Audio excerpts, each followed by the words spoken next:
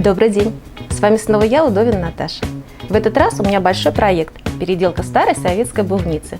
Она совсем потеряла свой вид, меня просили сделать ее более подходящей к современным интерьерам. Так как каждый этап требовал хорошей просушки, работа заняла у меня несколько дней.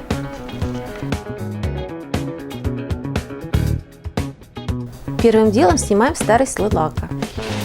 Это требует значительных усилий, но это очень важный этап переделки.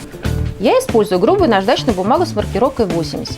И если грубая наждачка очень сильно царапает дерево, под конец можно еще раз пройтись по всей поверхности, взяв мелкозернистую шкурку.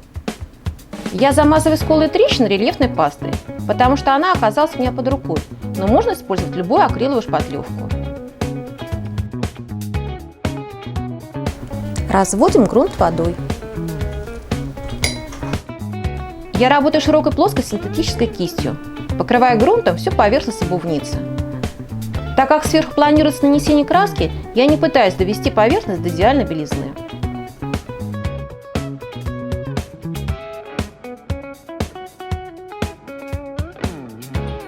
Высохшую загрунтованную поверхность шкурим.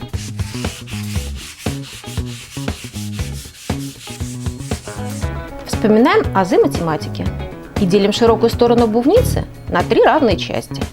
Размечаем линейкой по всем сторонам. Чтобы не скосить в сторону во внутренних труднодоступных местах, я использую для проверки перпендикуляра лист картона.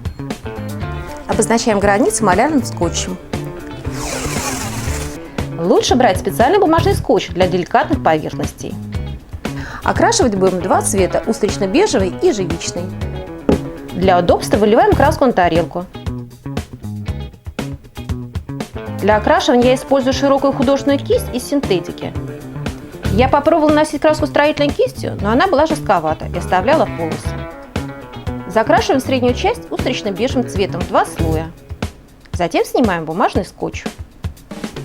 Затем снова наклеим скотч, чтобы ровно нанести 2-й цвет. Краску снова выливаем на нашу импровизированную палитру. Красим все оставшиеся поверхности ежевичным. Что касается расхода краски, то на окраску всей обувницы у меня ушло 100 мл ежевичного цвета и примерно 20 мл устрично-бежевого.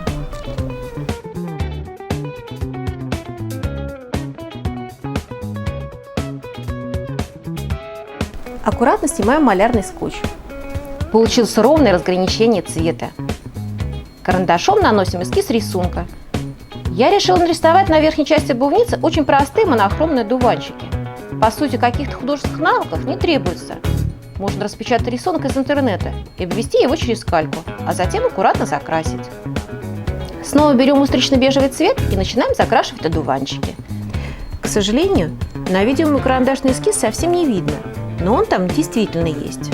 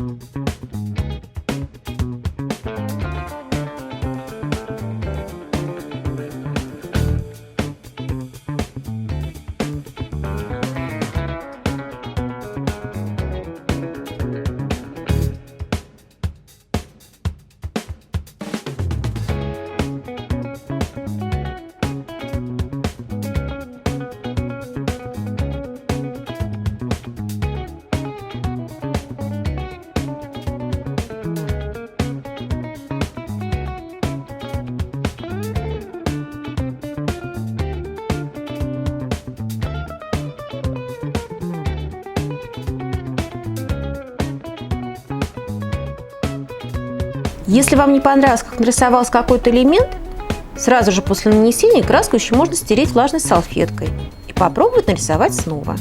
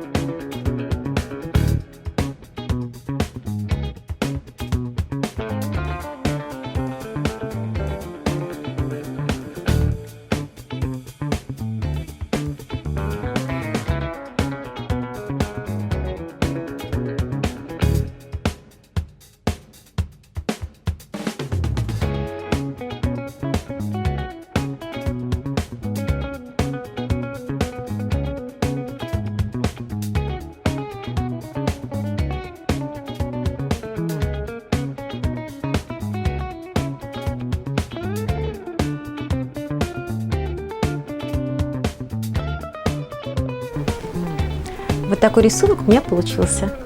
Как видите, все довольно просто, но мне кажется, что выглядит неплохо. В конце покрываю поверхность лаком. Я наношу несколько слоев мебельного лака, чтобы защитить рисунок и поверхность обувницы от истирания. Надеюсь, вам понравилась наша переделка. Напишите в комментариях, нравится ли вам такой формат, когда из чего-то старого делают что-то новое. Подписывайтесь на наш канал, радуйте нас лайками и жмите на колокольчик, чтобы не пропустить новые видео. И, конечно же, творите с удовольствием.